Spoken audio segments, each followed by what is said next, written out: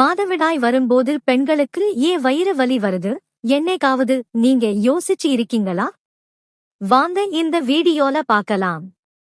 Periods வரும்போது யூட்டரஸ்ல இருக்கிற உள்படலம் வெளியேறும்.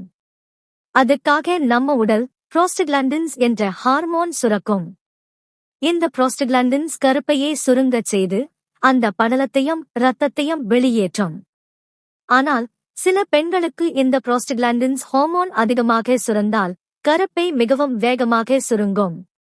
அதனால் கருப்பைக்கு செல்லும் இரத்த ஓட்டம் கொஞ்ச நேரம் ஸ்டாப் ஆகும். இதுதான் அடிவயிற்றில பிடிக்கிற மாதிரி ஒரு வலி ஏற்பட முக்கிய காரணம்.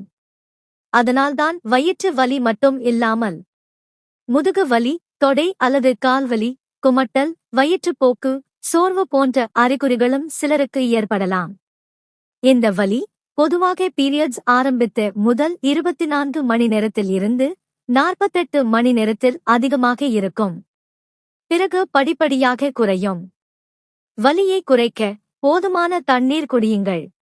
லேசான நடைப்பயிற்சி அல்லது ஸ்ட்ரெச்சிங் செய்யுங்கள். அடிவயிற்றில் வெதுவெதுப்பான ஒத்தடம் வையுங்கள். இரும்புச்சத்து, மாக்னீசியம் மற்றும் ஒமேகா 3 நிறைந்த உணவுகளை சாப்பிடுங்கள்.